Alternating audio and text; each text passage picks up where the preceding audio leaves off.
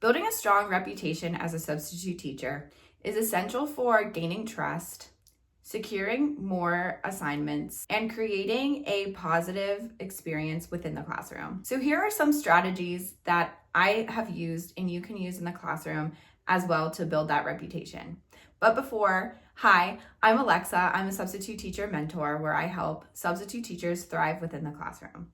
Make sure you hit that subscribe button so that more substitute teachers can find my channel. Okay, so let's get started. Number 1 is be reliable and punctual. Make sure that you arrive early. Why? Because if you are brand new and you don't know the school whatsoever, you're going to need to know where to go. And then you need to get to the classroom and look at the lesson plan and make sure that you understand everything.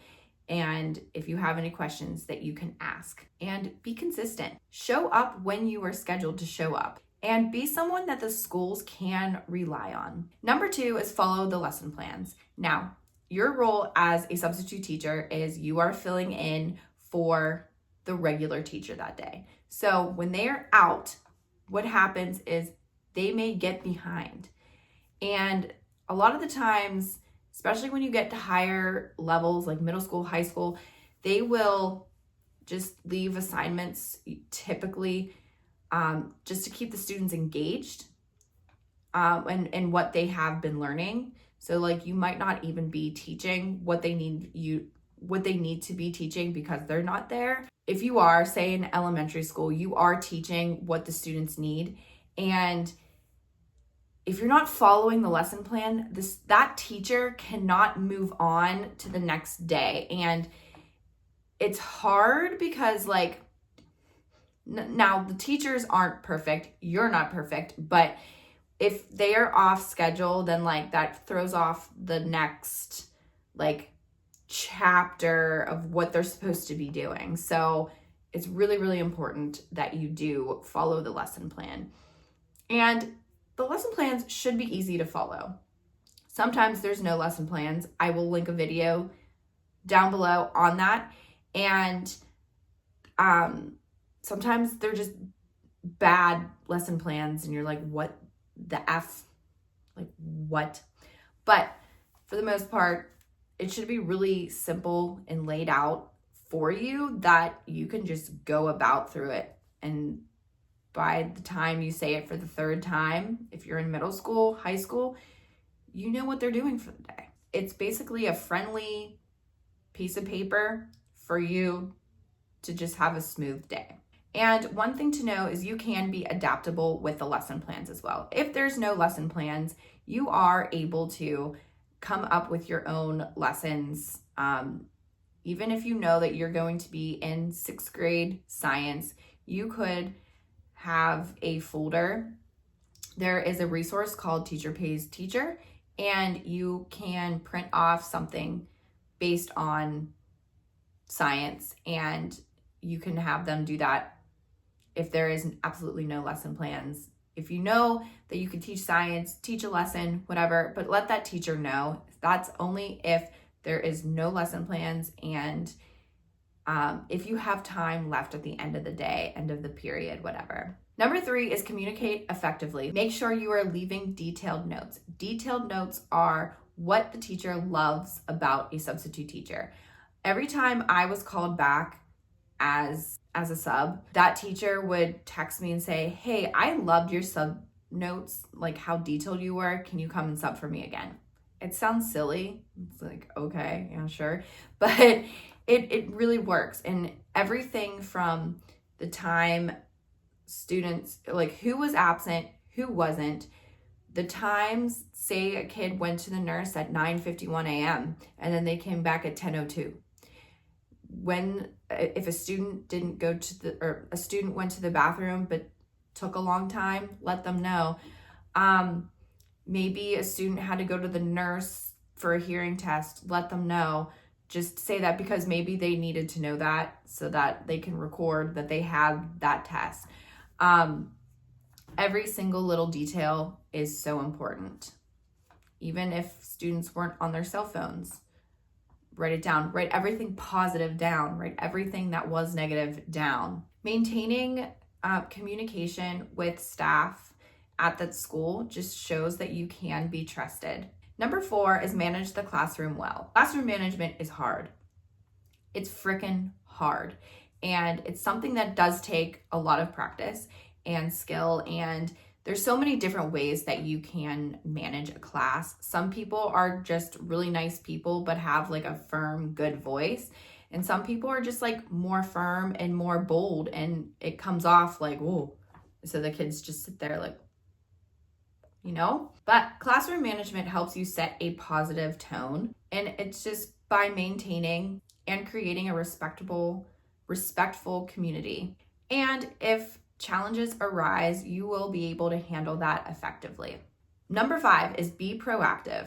Let the secretary know that you are interested in being in the school and say, hey, if you need me, let me know.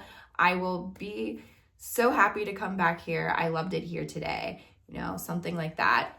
Write to that teacher that you enjoyed being in the classroom. Maybe you have your degree in education and it was in this subject. Let that teacher know, because they definitely love someone who can teach. You can make business cards. You can do whatever to get your name out there in a way that they can remember you. Number 6 is build relationships with the students. A student needs to know, like, and trust you in order to learn. So really, learning their names is really important.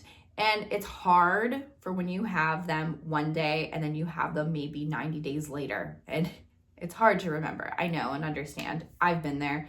So when you're in the classroom, just try really hard to remember their names. You can ask them their name. If you forget, it's okay. But say their names 3 times. That way you can be like, okay, Alexa, do you mind passing out these papers today? Thank you so much, Alexa. Alexa was very helpful with this, just say it a couple times and you'll get it. It just shows the students that you respect them and they're not just a, hey, you with the curly hair, you. And be respectful and firm. Students appreciate a really respectful substitute teacher, but at the same time, they do respect someone who is taking in authority. And since it's our job, I feel like they know that. And when you are firm with them, I feel like that just shows them that you mean business. And they're okay with that. Number 7 is be professional in every situation. Dress appropriately. Obvious one. No boobs, butt, or back or belly out. Just say that. Wear sundresses and pair it with a cute sweater. You can wear colored jeans and with a nice colored blouse. If you're in physical education, it's athletic wear. You are allowed to wear your yoga pants, whatever, and a zip-up hoodie you can do if it's cold out. And maintain professionalism with everyone at the school. Treat every interaction as an opportunity to leave a good impression. Number 8 is adapt and learn. Reflect on each assignment. After each day, reflect what went well, what didn't go well. That way you can better yourself as a substitute. And if you really want feedback, ask someone. Maybe you are in a physical education class and you are certified to teach physical education, but right now you're just subbing. And you know that the head physical education teacher is nearby. You can say, hey, do you have time that you could look over me while I teach this lesson and give me some feedback? Hopefully they would love to do that. That has happened for me, and I was really grateful that that happened, because then I knew I was getting good constructive criticism for myself, and it bettered me as a sub to be a teacher. Number 9, go above and beyond. Leave the classroom as neat as possible. Maybe you can leave it even cleaner than you saw it. Now, do not be like rearranging the room. That's not what I mean. But make sure the chairs are pulled in. Nowadays, since the pandemic, you can Clorox the desks, whatever. Make sure everything's neat and tidy and ready to go so that that teacher doesn't have to come back to a stressful, chaotic looking classroom. And then cover unexpected gaps.